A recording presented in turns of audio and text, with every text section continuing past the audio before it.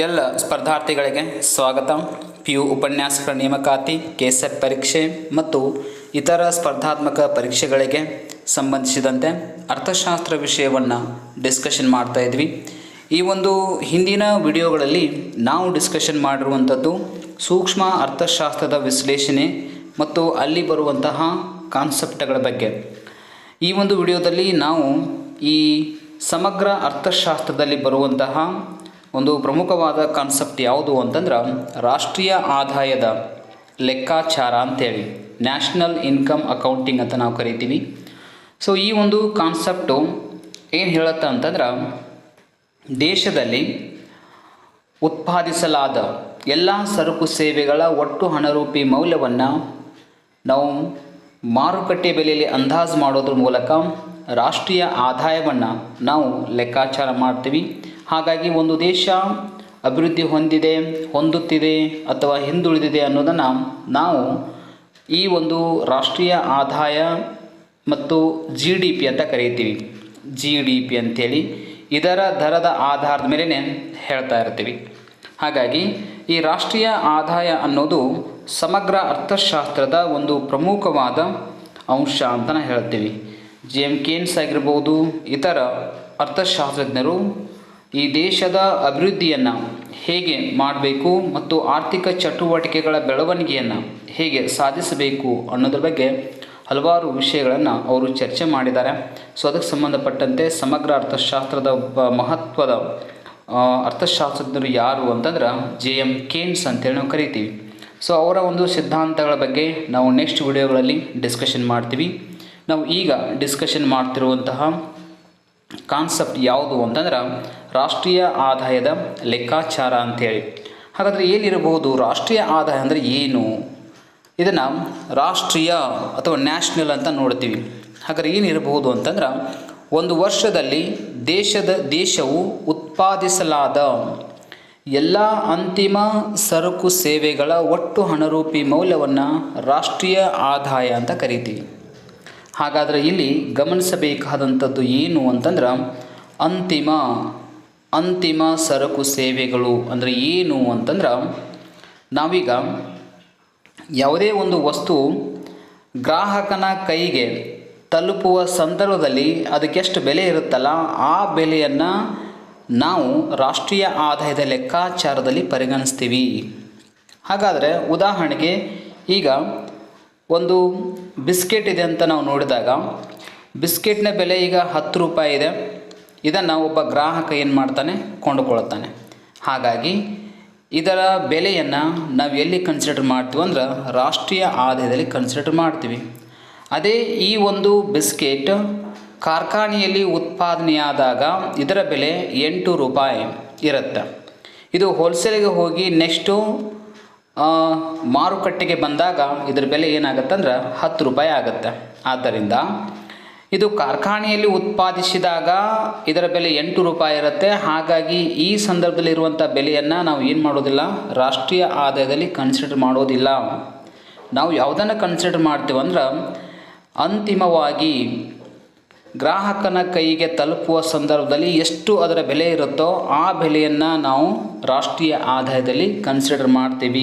ಹಾಗಾಗಿ ಈ 10 ರೂಪಾಯಿ ಇರುವಂತಹ ಬಿಸ್ಕೆಟ್ ಅನ್ನು ನಾವೇನು ಮಾಡ್ತೀವಿ, ಪರಿಗಣಿಸ್ತೀವಿ.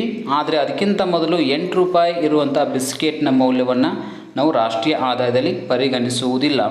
ಹಾಗಾಗಿ ಇದಕ್ಕೆ ನಾವೇನು ಕರಿತೀವಿ, ಅಂತಿಮ ಸರಕು ಸೇವೆಗಳನ್ನು ನಾವು ರಾಷ್ಟ್ರೀಯ ಆದಾಯದಲ್ಲಿ ಪರಿಗಣಿಸ್ತೀವಿ ಅಂತಲೇ ಅರ್ಥ. ಇದು ಬಹಳ ಮುಖ್ಯ. ಇದರೊಂದಿಗೆ ರಾಷ್ಟ್ರೀಯ ಆದಾಯವನ್ನು ಅಂದಾಜು ಮಾಡುವಾಗ ಕೆಲವು ಪರಿಕಲ್ಪನೆಗಳನ್ನು ಪರಿಗಣಿಸಲಾಗುತ್ತದೆ. ಈ ರಾಷ್ಟ್ರೀಯ ಆದಾಯವನ್ನು ನಾವು ಡೈರೆಕ್ಟಾಗಿ ಇಷ್ಟೇ ಡೆಫಿನಿಷನ್ ಒಳಗೆ ಮುಗಿಸೋಕ್ಕೆ ಬರೋಂಗಿಲ್ಲ. ಇದನ್ನು ನಾವು ಕ್ಯಾಲ್ಕುಲೇಷನ್ ಮಾಡೋ ಸಂದರ್ಭದಲ್ಲಿ ಇನ್ನೂ ಹಲವಾರು ಪರಿಕಲ್ಪನೆಗಳನ್ನು ನಾವು ಅಲ್ಲಿ ಪರಿಗಣಿಸ್ತೀವಿ. ಅವು ಯಾವುವು ಅನ್ನೋದನ್ನು ನೆಕ್ಸ್ಟ್ ನೋಡೋಣ.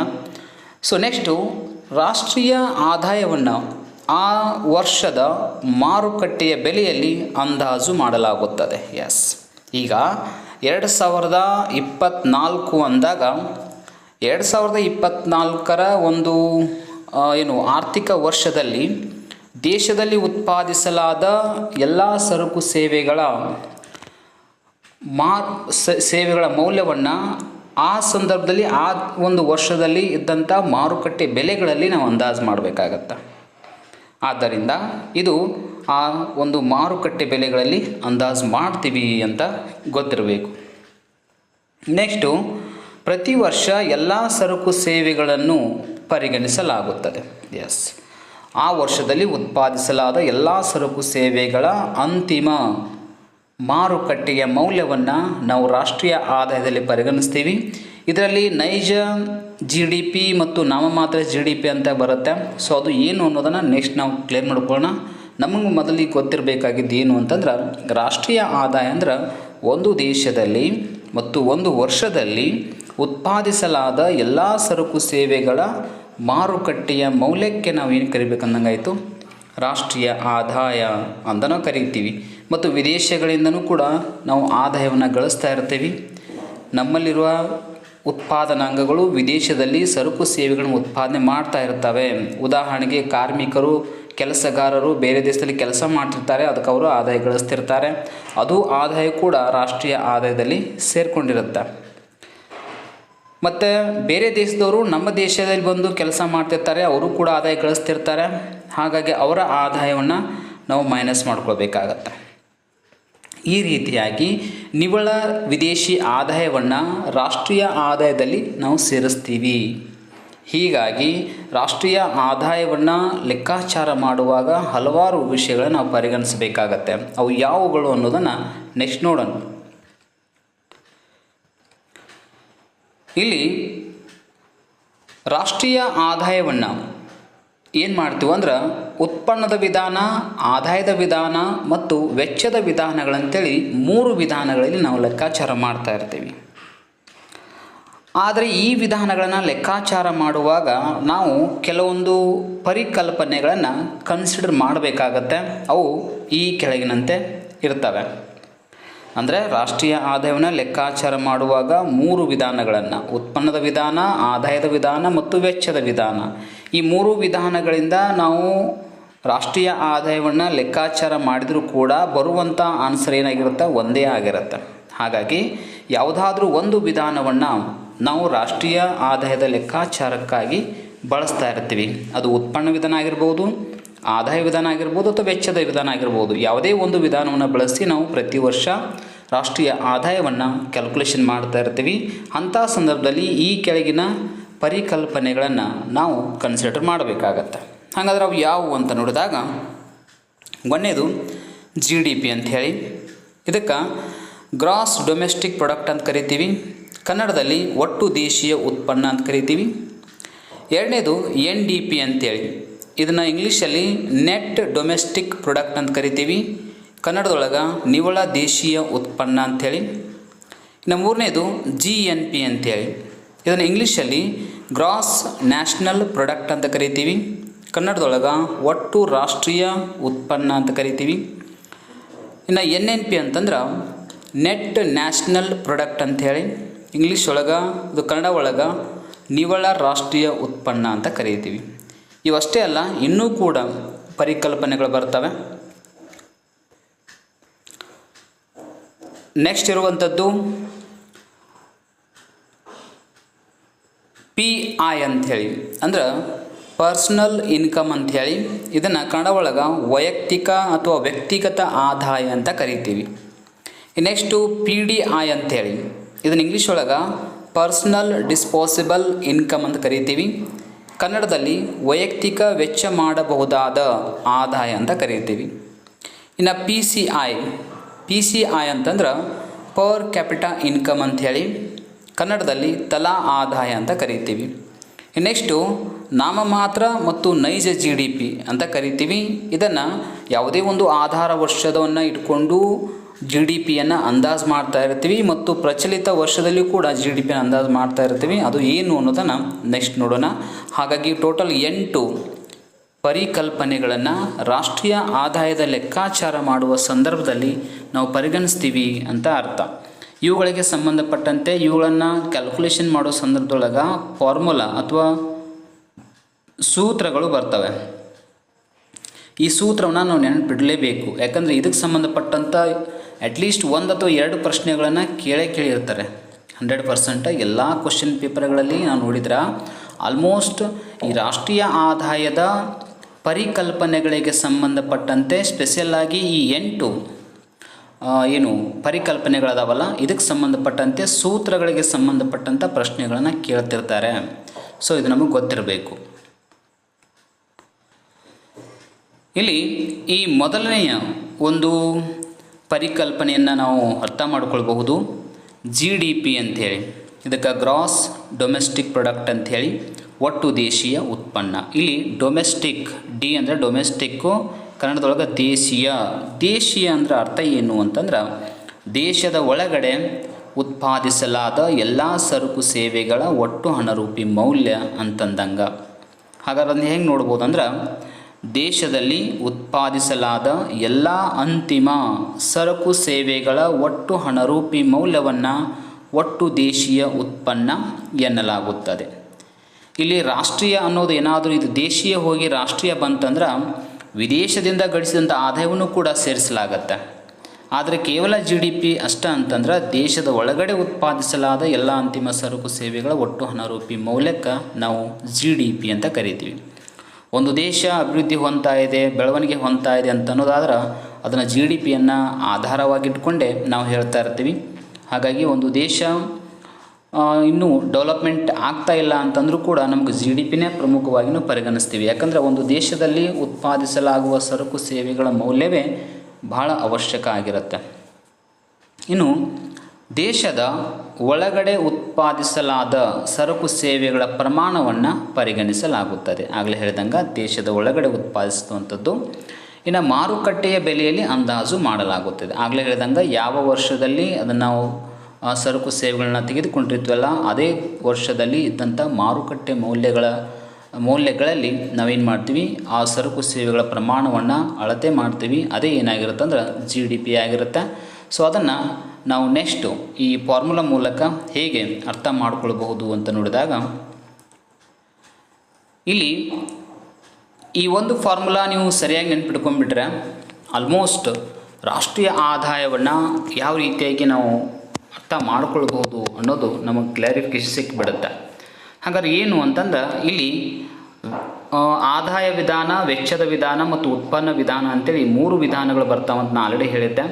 ಅದರಲ್ಲಿ ಈ ವೆಚ್ಚದ ವಿಧಾನದಲ್ಲಿ ನಾವು ಈ GDPಯ ಸೂತ್ರವನ್ನು ನೋಡ್ಕೊಳ್ಬಹುದು. ಯಾವ ರೀತಿಯಾಗಿದೆ ಅಂತಂದ್ರೆ GDP = C+I+G+X-M ಅಂತಿದೆ.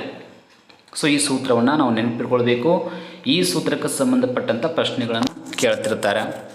ಹಾಗಾದ್ರೆ ಇದರೊಳಗೆ GDP ಅಂದರೆ ಗೊತ್ತಾಗಿದೆ ನಮಗೆ, ಗ್ರಾಸ್ ಡೊಮೆಸ್ಟಿಕ್ ಪ್ರಾಡಕ್ಟ್ ಅಂತೇಳಿ, ಒಟ್ಟು ದೇಶೀಯ ಉತ್ಪನ್ನ ಅಂತ ಗೊತ್ತಿದೆ. ಹಾಗಾದ್ರೆ C ಅಂದರೆ ಏನು? ದೇಶದ ಒಟ್ಟು ಅನುಭೋಗದ ವೆಚ್ಚ. ಅಂದ್ರೆ ದೇಶದಲ್ಲಿ ಎಲ್ಲ ಜನರು ಮಾಡುವಂತಹ ಅನುಭೋಗದ ವೆಚ್ಚ, ಟೋಟಲ್ ಆಗಿ ದೇಶದಲ್ಲಿ ಆ ವರ್ಷದಲ್ಲಿ ಮಾಡಲಾದಂಥ ಎಲ್ಲ ಒಟ್ಟು ಅನುಭೋಗದ ವೆಚ್ಚವನ್ನು ನಾವು ಶಾರ್ಟಾಗಿ ಏನು ಮಾಡ್ತೀವಿ ಅಂದ್ರೆ C ಅಂತ ಕನ್ಸಿಡರ್ ಮಾಡ್ತೀವಿ. ನೆಕ್ಸ್ಟು I ಅಂತಂದರೆ ಏನು? ದೇಶದ ಉದ್ದಿಮೆಗಳ ಒಟ್ಟು ಹೂಡಿಕೆಯ ವೆಚ್ಚ. ಅಂದ್ರೆ ಸರಕು ಸೇವೆಗಳನ್ನು ಉತ್ಪಾದನೆ ಮಾಡೋ ಸಲುವಾಗಿ ಉದ್ಯಮ ಸಂಸ್ಥೆಗಳು ಏನು ಮಾಡ್ತಾ ಇರ್ತವೆ, ವೆಚ್ಚವನ್ನು ಮಾಡ್ತಾ ಇರ್ತವೆ. ಆ ವೆಚ್ಚವನ್ನು ಕನ್ಸಿಡರ್ ಮಾಡಲಾಗುತ್ತೆ. ನೆಕ್ಸ್ಟು G ಅಂದರೆ ಗೋರ್ಮೆಂಟ್ ಅಂದಂಗೆ, C ಅಂದರೆ ಕನ್ಸಂಪ್ಷನ್ ಅಂದಂಗೆ, I ಅಂದರೆ ಇನ್ವೆಸ್ಟ್ಮೆಂಟ್ ಅಂದಂಗೆ, G ಅಂತಂದರೆ ಗೋರ್ಮೆಂಟ್ ಇನ್ವೆಸ್ಟ್ಮೆಂಟ್ ಅಂತೂ ಕೂಡ ಕರೀಬಹುದು. G ಅಂದರೆ ದೇಶದಲ್ಲಿ ಸರ್ಕಾರದ ಒಟ್ಟು ಹೂಡಿಕೆ ಮತ್ತು ಅನುಭೋಗದ ವೆಚ್ಚ ಆಗಿರುತ್ತೆ. ಅಂದರೆ ಸರ್ಕಾರ ಎಷ್ಟು ಹೂಡಿಕೆ ಮಾಡುತ್ತೆ ಮತ್ತು ಅದು ಕೂಡ ಈ ದೇಶದ ಅಭಿವೃದ್ಧಿಗಾಗಿ ಕೆಲವೊಂದು ಅನುಭೋಗ ವೆಚ್ಚಗಳನ್ನು ಕೂಡ ಮಾಡಬೇಕಾಗತ್ತೆ. ಅವೆಲ್ಲವನ್ನು ಕೂಡ ನಾವು ಏನು ಮಾಡ್ತೀವಿ, GDPಯಲ್ಲಿ ಕನ್ಸಿಡರ್ ಮಾಡ್ತೀವಿ. ಇನ್ನು X ಅಂದ್ರೆ ದೇಶದ ಒಟ್ಟು ರಫ್ತು ಪ್ರಮಾಣ. X ಅಂದ್ರೆ ನಾವು ಬೇರೆ ದೇಶಕ್ಕೆ ನಮ್ಮಲ್ಲಿ ಉತ್ಪಾದಿಸಲಾದಂಥ ಸರಕು ಸೇವೆಗಳನ್ನು ಬೇರೆ ದೇಶಕ್ಕೆ ನಾವು ಮಾರಾಟ ಮಾಡ್ತಾ ಇರ್ತೀವಿ, ಅದನ್ನು X ಅಂತ ಕರಿತೀವಿ. ಇನ್ನು M ಅಂತಂದ್ರೆ ದೇಶದ ಒಟ್ಟು ಆಮದು ಪ್ರಮಾಣ. ಅಂದರೆ ಬೇರೆ ದೇಶದಿಂದ ನಾವೇನು ಮಾಡ್ತೀವಿ, ನಮಗೆ ಅವಶ್ಯಕವಿದ್ದ ಸರಕು ಸೇವೆಗಳನ್ನು ಆಮದು ಮಾಡ್ಕೊಳ್ತಿರ್ತೀವಿ ಅಥವಾ ಖರೀದಿ ಮಾಡ್ತಾ ಇರ್ತೀವಿ. ಅದಕ್ಕೆ ನಾವು ಎಮ್ ಅಂತ ಕರಿತೀವಿ. ಹಾಗಾದರೆ ಎಕ್ಸ್ ಮೈನಸ್ ಎಮ್ ಅಂದ್ರೆ ಮತ್ತೇನೂ ಅಲ್ಲ, ಇಲ್ಲಿ ಎಕ್ಸ್ ಮೈನಸ್ ಎಮ್ ಅಂದ್ರೆ ಮತ್ತೇನೂ ಅಲ್ಲ. ಉದಾಹರಣೆಗೆ ನಮ್ಮ ದೇಶದ ರಫ್ತು ಪ್ರಮಾಣ 100 ಕೋಟಿಯಷ್ಟು ಮೌಲ್ಯದ ರಫ್ತು ಆ ಒಂದು ದೇಶದಲ್ಲಿ ಆಗಿದೆ ಅಂದಮೇಲೆ ನಮ್ಮ ದೇಶಕ್ಕೆ ಬೇರೆ ದೇಶದಿಂದ 80 ಕೋಟಿ ಮೌಲ್ಯದಷ್ಟು ಆಮದು ಆಗಿದೆ ಅಂತಂದಮೇಲೆ ಇದರಲ್ಲಿ ನಮಗೆ ನಾವು ರಫ್ತು ಮಾಡಿದ 100 ಕೋಟಿಯಲ್ಲಿ 80 ಕೋಟಿಯನ್ನು ಮೈನಸ್ ಮಾಡಿದಾಗ 20 ಕೋಟಿ ಅಂತ ಉಳಿಯುತ್ತಲ್ಲ, ಆ 20 ಕೋಟಿಗೆ ಏನು ಕರಿತೀವಿ ನಾವು ಎಕ್ಸ್ ಮೈನಸ್ ಎಮ್ ಅಂತ ಕರಿತೀವಿ. ಇದು ಒಂದು ಸಲ ಧನಾತ್ಮಕ, ಇದು ಈಗಿರೋದು 20 ಕೋಟಿ ನಮಗೆ ಉಳ್ಕೊಂಡಿದೆ, ಹಾಗಾಗಿ ಇದನ್ನು ಧನಾತ್ಮಕವಾಗಿದೆ ನಮ್ಮ ದೇಶಕ್ಕೆ ಅಂತ ನಾವು ಹೇಳ್ಬೋದು. ಇದು ಋಣಾತ್ಮಕ ಕೂಡ ಆಗಿರ್ಬೋದು. ಅಂದ್ರೆ ರಫ್ತು ಪ್ರಮಾಣ 80 ಕೋಟಿ ಮೌಲ್ಯದ್ದಾಗಿದ್ದು ಆಮದು ಪ್ರಮಾಣ 100 ಕೋಟಿ ಮೌಲ್ಯದ್ದಾಗಿದ್ರೆ ರಫ್ತಿಗಿಂತ ಆಮದು ಹೆಚ್ಚಾಗಿದೆ, ಹಾಗಾಗಿ 20 ಕೋಟಿ ಅನ್ನೋದು ನಮಗೆ ನಷ್ಟ ಅಥವಾ ಮೈನಸ್ ಆಗಿರುತ್ತೆ. ಹಾಗಾಗಿ ಅದು ಏನಾಗಿರ್ಬೋದು, ಋಣಾತ್ಮಕ ಆಗಿರಬಹುದು. ಸೊ ಹಾಗಾಗಿ ಅದು ಋಣಾತ್ಮಕ ಆಗಿರಲಿ ಅಥವಾ ಧನಾತ್ಮಕ ಆಗಿರಲಿ, ಅದನ್ನು ನಾವೇನು ಮಾಡ್ತೀವಿ, GDP ಮೌಲ್ಯದಲ್ಲಿ ನಾವು ಸೇರಿಸಿರ್ತೀವಿ. ಹಾಗಾಗಿ ಇದರ ಒಟ್ಟು ಮೌಲ್ಯವೇ ಏನಾಗಿರುತ್ತೆ ಅಂದ್ರೆ GDP ಆಗಿರುತ್ತೆ. ಹಾಗಾಗಿ ಜಗತ್ತಿನ ಪ್ರತಿಯೊಂದು ದೇಶದ ಅಭಿವೃದ್ಧಿ ಅಥವಾ ಬೆಳವಣಿಗೆಯನ್ನು ಈ GDPಯ ದರದ ಆಧಾರದ ಮೇಲೇ ನಾವು ಕನ್ಸಿಡರ್ ಮಾಡ್ತಾ ಇರ್ತೀವಿ. ಇದು ಭಾಳ ಅವಶ್ಯಕ. ಸೊ ಇದ್ರ ಬಗ್ಗೆ ನಮಗೆ ಇಷ್ಟಾದರೂ ಬೇಸಿಕ್ ಗೊತ್ತಿದ್ರೆ ನಾವು ಎಕನಾಮಿಕ್ಸಲ್ಲಿ ರಾಷ್ಟ್ರೀಯ ಆದಾಯವನ್ನು ಕ್ಯಾಲ್ಕುಲೇಷನ್ ಮಾಡುವಲ್ಲಿ GDPಯ ಮಹತ್ವ ನಮಗೆ ಅರ್ಥ ಆಗತ್ತೆ. ನೆಕ್ಸ್ಟು ಎರಡನೇ ಪಾಯಿಂಟ್ ಯಾವುದು ಅಂತಂದ್ರೆ NDP ಅಂತೇಳಿ, ನಿವ್ವಳ ದೇಶೀಯ ಉತ್ಪನ್ನ ಅಂಥೇಳಿ. ಎನ್ ಅಂದ್ರೆ ನೆಟ್ ಅಂತ ಕರಿತೀವಿ, ಎನ್ ಅಂದ್ರೆ ನೆಟ್ ಅಂಥೇಳಿ.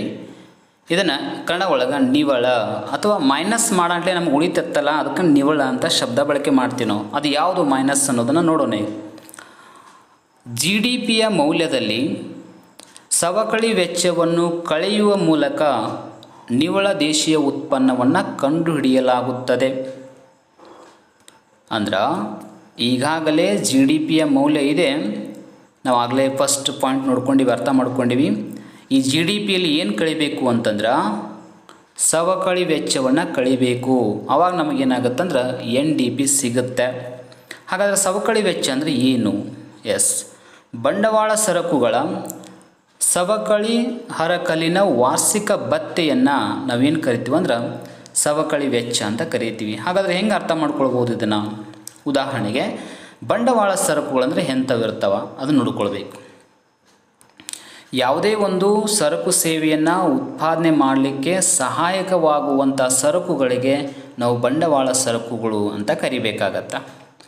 ಹಾಗಾದರೆ ಯಾವ ರೀತಿಯಾಗಿರ್ಬೋದು? ಉದಾಹರಣೆಗೆ ಈಗ ಕಬ್ಬು ಅನ್ನೋದು ಒಂದು ಕಚ್ಚಾ ಸರಕು. ಇದನ್ನು ಸಕ್ಕರೆಯಾಗಿ ನಾವು ಉತ್ಪಾದನೆ ಮಾಡಬೇಕಾದ್ರೆ ಅಥವಾ ಪರಿವರ್ತಿಸಬೇಕಾದ್ರೆ ನಮಗೇನು ಬೇಕಾಗತ್ತೆ? ಕೆಲವು ಸರಕುಗಳ ಅವಶ್ಯಕತೆ ಇದೆ. ಹಾಗಾದರೆ ಸಕ್ಕರೆ ಕಾರ್ಖಾನೆಯಲ್ಲಿ ಇರುವಂತಹ ಮಷಿನ್ ಅಥವಾ ಯಂತ್ರ ಅದೇನಾಗುತ್ತೆ, ಕಬ್ಬನ್ನು ಸಕ್ಕರೆಯಾಗಿ ಪರಿವರ್ತನೆ ಮಾಡಲಿಕ್ಕೆ ಸಹಾಯ ಮಾಡುತ್ತೆ. ಹಾಗಾಗಿ ಅಲ್ಲಿ ಈ ಯಂತ್ರ ಅನ್ನೋದು ಅಥವಾ ಮಷಿನ್ ಅನ್ನೋದು ಏನಾಗುತ್ತೆ ಅಂದ್ರೆ ಬಂಡವಾಳ ಸರಕು ಅಂತ ಕರಿತೀವಿ. ಇದರೊಂದಿಗೆ ಅಲ್ಲಿ ಇರುವಂಥ ಕಟ್ಟಡ ಆಗಿರ್ಬೋದು, ಅದು ಕೂಡ ಬಂಡವಾಳ ಸರಕು ಅಂತ ಕರಿತೀವಿ. ಇವುಗಳನ್ನ ಬಳಸಿದ ನಂತರ ಇವುಗಳಿಗೆ ಕೆಲವೊಂದು ಒಂಥರ ರಿಪೇರಿ ಅಥವಾ ಅವುಗಳಿಗೆ ಕೆಲವೊಂದು ವೆಚ್ಚಗಳನ್ನ ಮಾಡಬೇಕಾಗತ್ತೆ. ಅವುಗಳು ಸ್ವಲ್ಪ ಅವುಗಳನ್ನ ಹೆಚ್ಚು ಬಳಕೆ ಮಾಡಿದ ಹಾಗೆ ಅವುಗಳ ಮೌಲ್ಯ ಕಡಿಮೆ ಆಗ್ತಾ ಇರುತ್ತೆ ಅಥವಾ ಅವುಗಳ ಒಂದು ಶಕ್ತಿ ಕಡಿಮೆ ಆಗ್ತಾ ಇರುತ್ತೆ. ಅದಕ್ಕೆ ತಗಲಿರುವಂಥ ವೆಚ್ಚಕ್ಕೆ ನಾವೇನು ಕರಿತೀವಿ ಅಂದ್ರೆ ಸವಕಳಿ ವೆಚ್ಚ ಅಂತ ಕರಿತೀವಿ. ಯಾಕಂದ್ರೆ ಸರಕು ಸೇವೆಗಳನ್ನ ಉತ್ಪಾದನೆ ಮಾಡಿದಾಗ ನಾವು ಅಲ್ಲಿ ಬಳಸಿದ ಬಂಡವಾಳ ಸರಕುಗಳಿಗೆ ತಗಲಿರುವಂಥ ವೆಚ್ಚ ಅಥವಾ ಅವುಗಳ ಒಂದು ಸವಕಳಿಗೆ ತಗಲಿರುವಂಥ ವೆಚ್ಚಕ್ಕೆ ನಾವೇನು ಕರಿತೀವಿ ಅಂದ್ರೆ ಸವಕಳಿ ವೆಚ್ಚ ಅಂತ ಕರಿತೀವಿ. ಉದಾಹರಣೆಗೆ ಈಗ ಒಂದು ಯಂತ್ರ ಬಳಕೆಯಾಗಿ ಇದನ್ನು ತೆಗೆದುಕೊಂಡಾಗ ಇದರ ಒಂದು ಉತ್ಪಾದನಾ ಪ್ರಮಾಣ ಹೆಚ್ಚಿತ್ತು. ಇದು ಒಂದು 10 ವರ್ಷ ಬಳಸಿದ ನಂತರ ಅದರ ಒಂದು ಶಕ್ತಿ ಕಡಿಮೆಯಾಗಿ ಅದಕ್ಕೆ ರಿಪೇರಿ ಮಾಡುವಂತಹ ವೆಚ್ಚ ಹೆಚ್ಚಾಗಿದೆ. ಹಾಗಾಗಿ ಅಂತಹ ವೆಚ್ಚಕ್ಕೆ ನಾವೇನು ಕರಿಬೇಕು? ಸವಕಳಿ ವೆಚ್ಚ, ಅಥವಾ ಅಲ್ಲಿ ಇರುವಂಥ ಬಿಲ್ಡಿಂಗ್ ಏನಾಗಿರ್ಬೋದು, ನಾಶ ಆಗಿರ್ಬೋದು, ಅದು ಕೂಡ ಸವಕಳಿ ವೆಚ್ಚ ಅಂತಲೇ ಕರಿತೀವಿ ನಾವು. ಹಾಗಾಗಿ ಈ ಸವಕಳಿ ವೆಚ್ಚವನ್ನು ಕಳೆಯುವ ಮೂಲಕ ನಾವು ಈ NDPಯನ್ನು ಕಂಡುಹಿಡಿತೀವಿ. ಸೂತ್ರ ಅರ್ಥ ಮಾಡ್ಕೊಳ್ಬೋದು. NDP = GDP ಮೈನಸ್ ಸವಕಳಿ. ಅಂದ್ರೆ GDPಯಲ್ಲಿ ಸವಕಳಿ ವೆಚ್ಚವನ್ನು ಕಳೆದ್ರೆ ನಮಗೆ ಸಿಗುವಂಥದ್ದು ಏನು ಅಂದ್ರೆ NDP. ಇದು ಕಾನ್ಸೆಪ್ಟ್ ನಿಮಗೆ ಕರೆಕ್ಟಾಗಿ ಅರ್ಥ ಆಗುತ್ತೆ. ಬಟ್ ಇಲ್ಲಿ ಇದನ್ನು 1 ಮಾರ್ಕ್ಸಿಗೆ ಅಬ್ಜೆಕ್ಟ್ ಟೈಪ್ ಕ್ವಶನ್ನಲ್ಲಿ ಇಂಥ ಕ್ವಶನ್ಸ್ಗಳನ್ನ ಹೈಲೈಟ್ ಮಾಡ್ತಾರೆ, ಸೂತ್ರಗಳನ್ನು ಹೈಲೈಟ್ ಮಾಡ್ತಿರ್ತಾರೆ. ನೆಕ್ಸ್ಟು ಈ ಮೂರನೇ ಒಂದು ಪ್ರಮುಖವಾದಂಥ ಒಂದು ಪರಿಕಲ್ಪನೆ ಯಾವುದು ಅಂತಂದ್ರೆ GNP ಅಂತೇಳಿ. GNP ಮತ್ತು GDPಗೆ ಇರುವಂಥ ವ್ಯತ್ಯಾಸ ಏನು ಅಂತಂದ್ರೆ ಎನ್ ಅಂದರೆ ಮತ್ತೇನು ಅಲ್ಲ, ನ್ಯಾಷನಲ್ ಅಂಥೇಳಿ. ಅಲ್ಲಿ ದೇಶೀಯ ಅಂತಿತ್ತು, ಇಲ್ಲಿ ರಾಷ್ಟ್ರೀಯ ಅಂತ ಬಂದಿದೆ ಅಷ್ಟೇ, ಉಳಿಕಿದ್ದೆಲ್ಲ ಸೇಮ್ ಇದೆ. ಒಟ್ಟು ರಾಷ್ಟ್ರೀಯ ಉತ್ಪನ್ನ ಅಂತ ಕರಿತೀವಿ. ಅಲ್ಲಿ GDP ಅಂದರೆ ಒಟ್ಟು ದೇಶೀಯ ಉತ್ಪನ್ನ ಅಂತ ಕರಿತಿದ್ವಿ. ಹಾಗಾಗಿ ಇದನ್ನು ಹೇಗೆ ಕಂಡುಹಿಡಿತೀವಿ ಅಂತಂದ್ರೆ ಒಟ್ಟು ದೇಶೀಯ ಉತ್ಪನ್ನದಲ್ಲಿ ಅಂದ್ರೆ GDPಯಲ್ಲಿ ಅಂದಂಗೆ, GDPಯಲ್ಲಿ ದೇಶವು ವಿದೇಶಗಳಿಂದ ಪಡೆದ ಉತ್ಪಾದನಾಂಗಗಳ ಆದಾಯವನ್ನು ಸೇರಿಸುವ ಮೂಲಕ ಒಟ್ಟು ರಾಷ್ಟ್ರೀಯ ಉತ್ಪನ್ನವನ್ನು ನಾವು ಕಂಡುಹಿಡಿತೀವಿ. ಹಾಗಾದ್ರೆ ಏನಿರಬಹುದು, ವಿದೇಶಗಳಿಂದ ಗಳಿಸಲಾಗುವ ಉತ್ಪಾದನಾಂಗಗಳ ಆದಾಯ ಅಂದರೆ ಮತ್ತೇನೂ ಅಲ್ಲ, ನಿವ್ವಳ ವಿದೇಶಿ ಆದಾಯ ಅಂತ ನಾವು ಕರೀತೀವಿ. ಹಾಗಾದರೆ ವಿದೇಶದಿಂದ ಬರುವಂಥ ಆದಾಯ ಹೇಗಿರ್ಬೋದು, ಇಲ್ಲಿ ಉತ್ಪಾದನಾಂಗಗಳು ಅಂತ ಬಳಕೆ ಮಾಡಿದ್ವಿ ನಾವು. ಹಾಗಾದ್ರೆ ನಿವ್ವಳ ವಿದೇಶಿ ಆದಾಯ ಅಂದರೆ ಮತ್ತೇನೂ ಅಲ್ಲ, ನಮ್ಮ ದೇಶದ ಉದಾಹರಣೆಗೆ ನಾವು ತೆಗೆದುಕೊಳ್ಬೋದು.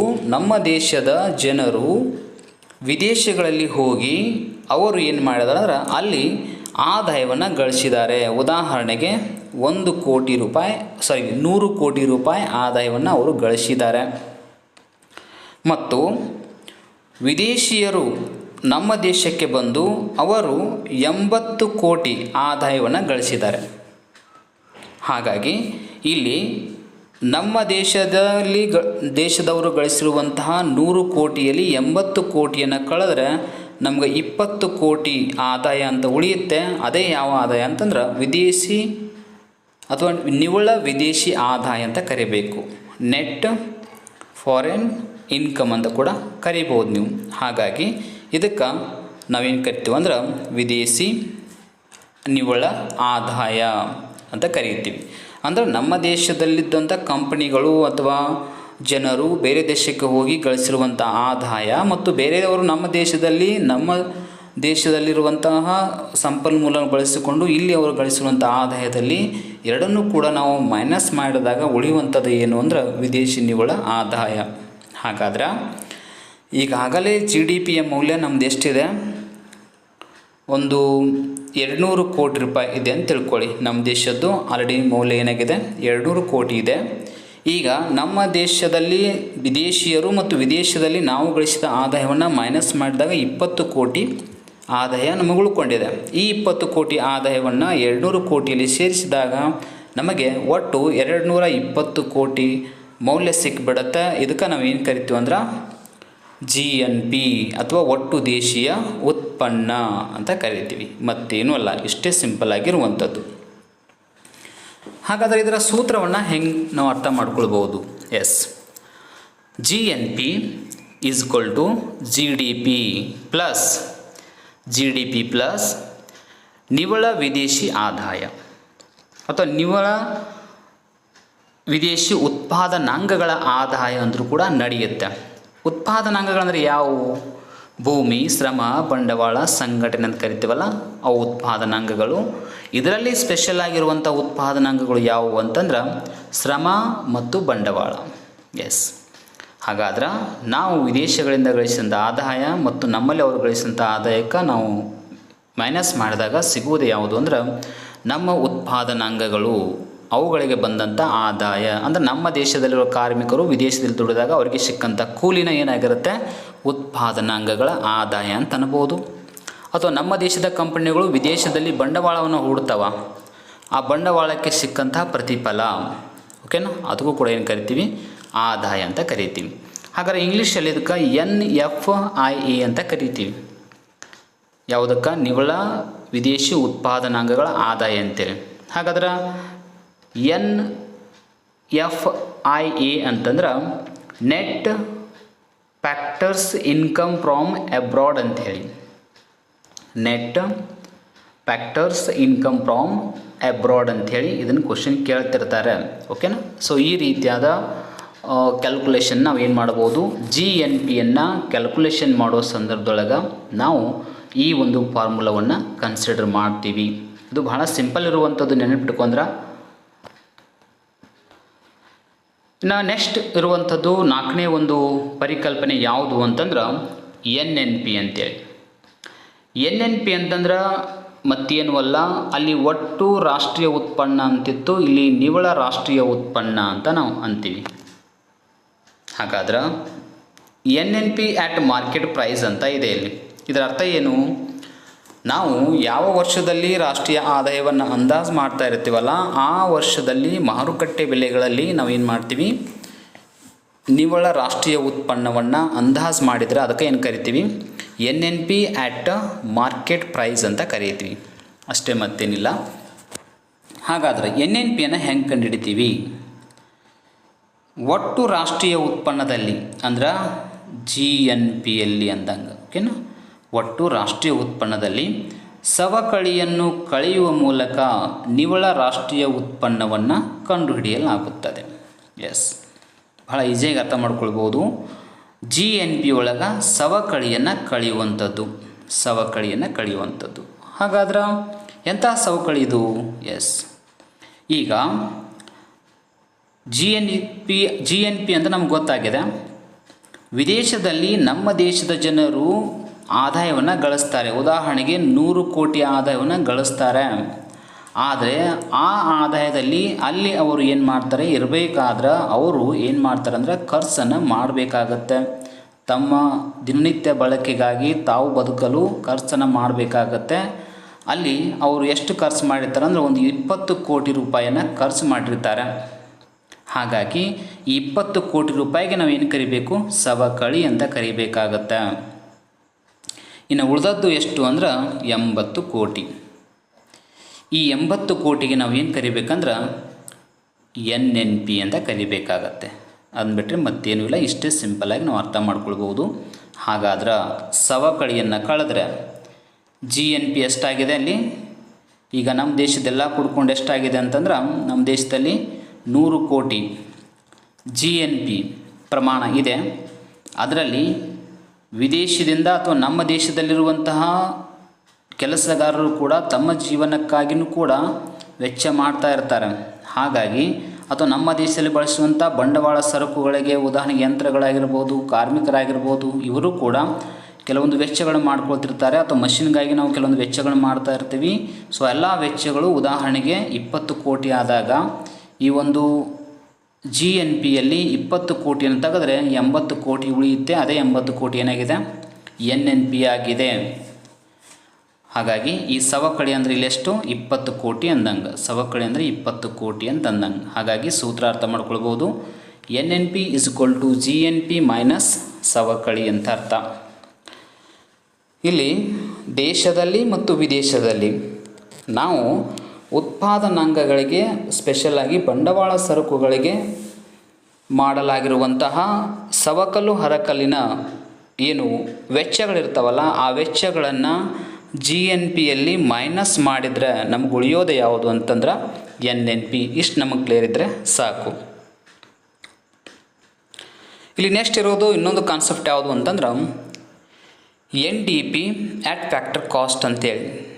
ಎಸ್, NDP ಆಟ್ ಫ್ಯಾಕ್ಟರ್ ಕಾಸ್ಟ್ ಅಂತೇಳಿ ಅಂದರೆ ಏನಿದು, ಉತ್ಪಾದನಾಂಗಗಳ ವೆಚ್ಚದಲ್ಲಿ NDP ಅಂದಂಗೆ. ನೆಟ್ ಡೊಮೆಸ್ಟಿಕ್ ಪ್ರಾಡಕ್ಟ್ ಆಲ್ರೆಡಿ ನಾವು ಸೆಕೆಂಡ್ ಪಾಯಿಂಟ್ ಕಲ್ತೀವಿ.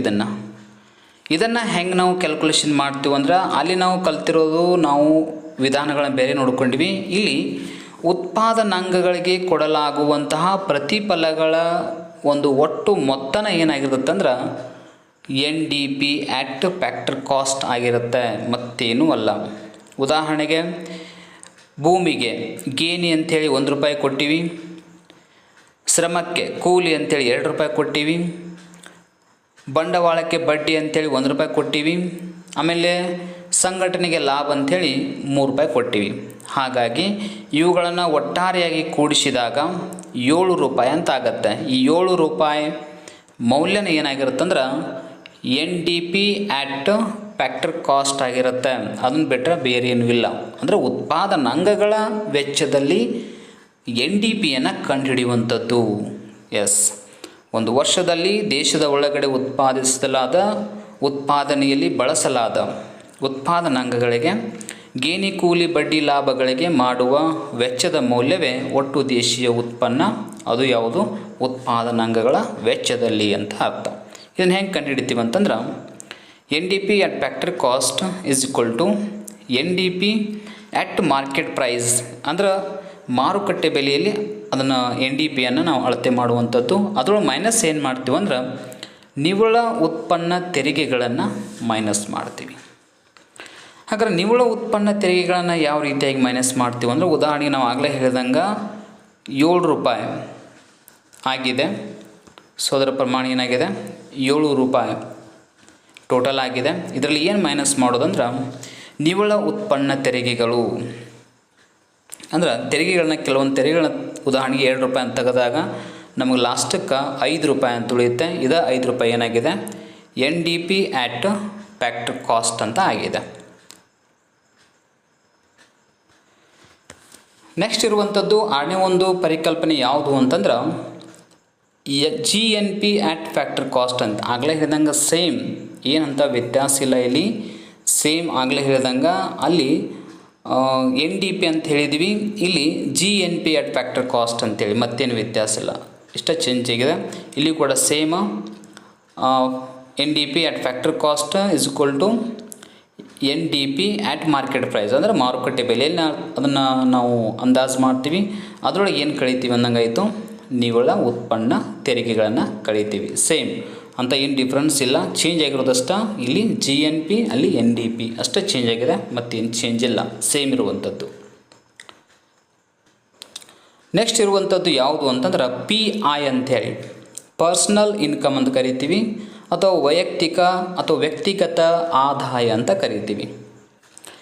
ಅಂದ್ರೆ ಒಂದು ವರ್ಷದಲ್ಲಿ ದೇಶದ ರಾಷ್ಟ್ರೀಯ ಆದಾಯದಿಂದ ವ್ಯಕ್ತಿಗಳು ಪಡೆಯುವ ಆದಾಯದ ಭಾಗವನ್ನು ವೈಯಕ್ತಿಕ ಆದಾಯ ಎನ್ನುವರು. ಆದರೆ ದೇಶದೊಳಗಿರುವಂತಹ ಎಲ್ಲ ಜನರು ತಾವು ಸ್ವತಃ ಗಳಿಸುವಂತಹ ಮತ್ತು ಪಡೆಯುವಂಥ ಎಲ್ಲ ಆದಾಯದ ಮೊತ್ತವೇ ಏನಾಗಿರುತ್ತಂದ್ರೆ ವೈಯಕ್ತಿಕ ಆದಾಯವಾಗಿರುತ್ತದೆ. ಅಂದರೆ ಎಲ್ಲ ಮೂಲಗಳಿಂದ ಗಳಿಸುವ ಅಥವಾ ಪಡೆಯುವ ಆದಾಯದ ಮೊತ್ತವಾಗಿರುತ್ತದೆ. ಉದಾಹರಣೆಗೆ ಒಬ್ಬ ವ್ಯಕ್ತಿ ತಾನು ಕೆಲಸ ಮಾಡಿ ಗಳಿಸುವಂತಹ ಎಲ್ಲ ಆದಾಯ ಮತ್ತು ಇತರ ಮೂಲಗಳಿಂದ ಆತ ಪಡೆಯುವಂಥ ಆದಾಯದ ಎಲ್ಲ ಒಟ್ಟರ ಮೊತ್ತಕ್ಕೆ ನಾವೇನು ಕರಿತೀವಿ? ಪರ್ಸ್ನಲ್ ಇನ್ಕಮ್ ಅಂತ ಕರಿತೀವಿ. ಉದಾಹರಣೆಗೆ ದೇಶದಲ್ಲಿ ಜನ ಹೇಗಿರಬಹುದು? ಒಬ್ಬ ವ್ಯಕ್ತಿ 10,000 ಗಳಿಸ್ಬೋದು. ಈ 10,000 ಅನ್ನೋದು ಆತನ ಒಂದು ಪರ್ಸ್ನಲ್ ಇನ್ಕಮ್ ಅಂತ ಕರಿತೀವಿ. ಒಬ್ಬ ವ್ಯಕ್ತಿ 20,000 ಗಳಿಸ್ಬೋದು, ಅದು ಆತನ ಒಂದು ಪರ್ಸ್ನಲ್ ಇನ್ಕಮ್ ಅಥವಾ ವ್ಯಕ್ತಿಗತ ಆದಾಯ. ಇನ್ನೊಬ್ಬ ವ್ಯಕ್ತಿ ಏನು ಮಾಡ್ಬೋದು? 20,000 ಗಳಿಸ್ಬೋದು ಎಲ್ಲ ಮೂಲಗಳಿಂದ. ಇದು ಈ ಎಲ್ಲ ಮೂಲದ ಒಂದು ಏನು ಆದಾಯವನ್ನು ನಾವು ಎಲ್ಲಿ ಕನ್ಸಿಡರ್ ಮಾಡ್ತೀವಿ? ರಾಷ್ಟ್ರೀಯ ಆದಾಯದಲ್ಲಿ ಕನ್ಸಿಡರ್ ಮಾಡ್ತೀವಿ. ಹಾಗಾಗಿ ಈ 3 ಜನ ದೇಶದಲ್ಲಿ 3 ಜನ ಅದಾರ ಅಂತಂದಮೇಲೆ ರಾಷ್ಟ್ರೀಯ ಆದಾಯದ ಭಾಗ ಏನಾಗಿರುತ್ತೆ?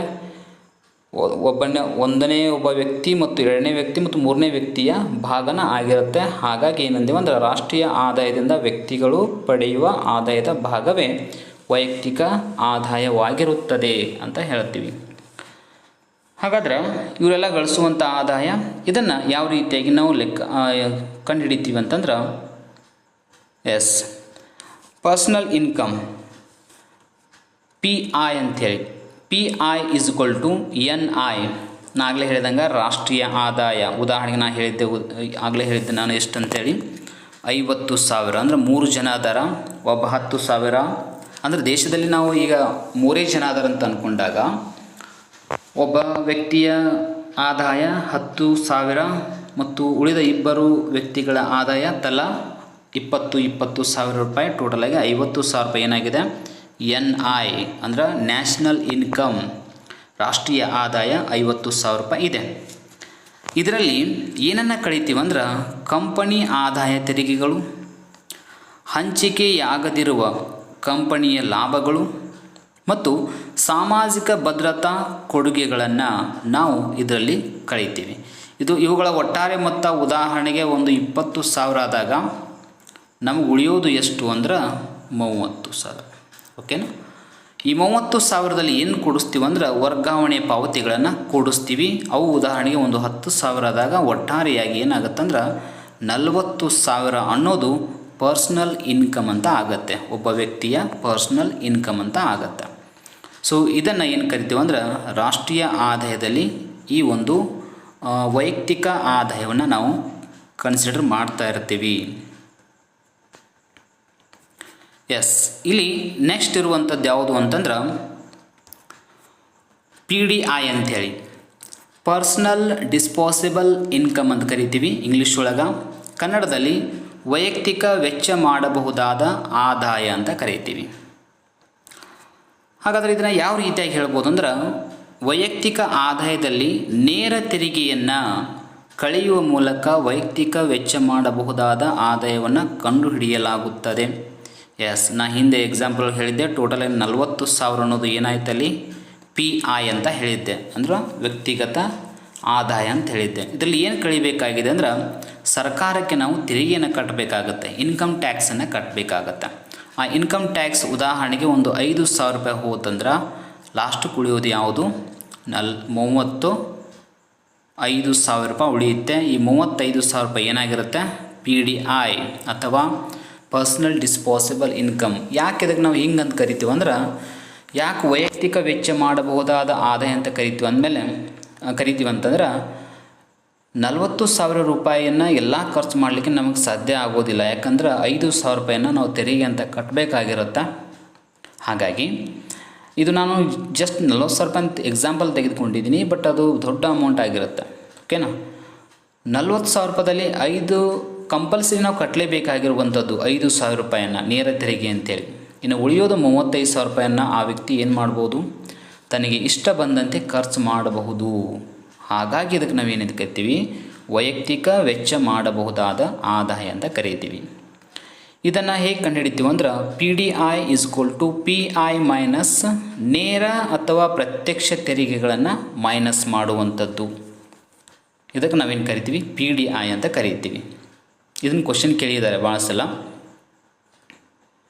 ಇನ್ನು ನೆಕ್ಸ್ಟ್ ಇರುವಂತಹ ಕಾನ್ಸೆಪ್ಟ್ ಯಾವುದು ಅಂತಂದ್ರೆ PCI ಅಂಥೇಳಿ. PCI ಅಂತಂದ್ರೆ ಪರ್ ಕ್ಯಾಪಿಟ ಇನ್ಕಮ್ ಅಂತ ಕರಿತೀವಿ. ಕನ್ನಡದಲ್ಲಿ ತಲಾ ಆದಾಯ ಅಂತ ಕರಿತೀವಿ. ಇದನ್ನು ಕೂಡ ಕೇಳ್ತಿರ್ತಾರೆ ಸೂತ್ರವನ್ನು. ಹಾಗಾದರೆ ಇದನ್ನು ಹೆಂಗೆ ಕಂಡುಹಿಡಿತೀವಿ ಅಂತಂದ್ರೆ ರಾಷ್ಟ್ರೀಯ ಆದಾಯವನ್ನು ಆ ದೇಶದ ಒಟ್ಟು ಜನಸಂಖ್ಯೆಯಿಂದ ಭಾಗಿಸುವ ಮೂಲಕ ಪಡೆಯಲಾಗುವ ಆದಾಯದ ಮೊತ್ತವನ್ನು ತಲಾ ಆದಾಯ ಅಂತ ಕರಿತೀವಿ. ಎಸ್, ಹಾಗಾದರೆ ತಲಾ ಆದಾಯವನ್ನು ಹೆಂಗೆ ಕಂಡುಹಿಡಿತೀವಿ ಅಂದ್ರೆ ತಲಾ ಆದಾಯ = ರಾಷ್ಟ್ರೀಯ ಆದಾಯ / ಒಟ್ಟು ದೇಶದ ಜನಸಂಖ್ಯೆ ಅಂತಂದಂಗೆ. ಉದಾಹರಣೆಗೆ 2024ರಲ್ಲಿ ರಾಷ್ಟ್ರೀಯ ಆದಾಯ ಎಷ್ಟಿದೆ ಅಂದ್ರೆ 100 ಕೋಟಿ ರೂಪಾಯಿ ಇದೆ ಅಂತ ತಿಳ್ಕೊಳ್ಳೋಣ ಉದಾಹರಣೆಗೆ. ಹಾಗಾದ್ರೆ ನಮ್ಮ ದೇಶದಲ್ಲಿ ಆ ವರ್ಷದಲ್ಲಿ ಎಷ್ಟು ಜನಸಂಖ್ಯೆ ಇದೆ ಅಂದ್ರೆ 50 ಜನ ಇದ್ದಾರೆ ನಮ್ಮ ದೇಶದಲ್ಲಿ ಅಂತ ತಿಳ್ಕೊಳ್ಳೋಣ.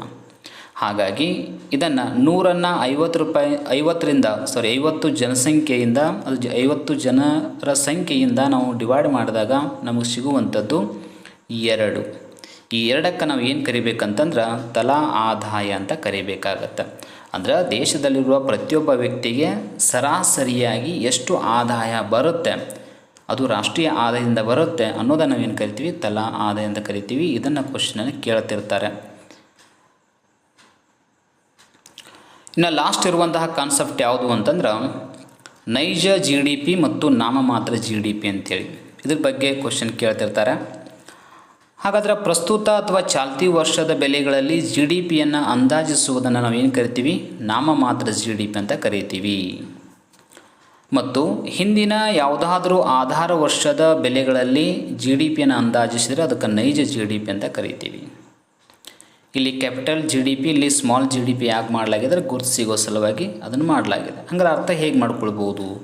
ಉದಾಹರಣೆಗೆ 2024ರಲ್ಲಿ ಉತ್ಪಾದಿಸಲಾದ ಎಲ್ಲ ಸರಕು ಸೇವೆಗಳ ಒಟ್ಟು ಮೌಲ್ಯವನ್ನು 2024ರ ಬೆಲೆಗಳಲ್ಲಿ ನಾವೇನಾದರೂ ಅಂದಾಜು ಮಾಡಿದ್ರೆ ಅಥವಾ ಪ್ರಸಕ್ತ ಚಾಲ್ತಿ ವರ್ಷ ಅಂದರೆ 2024ರಲ್ಲಿ ಅಂದಾಜು ಮಾಡಿದ ಅದಕ್ಕೇನು ಕರಿಬೇಕು, ನಾಮಮಾತ್ರ GDP ಅಂತ ಕರಿಬೇಕಾಗತ್ತೆ.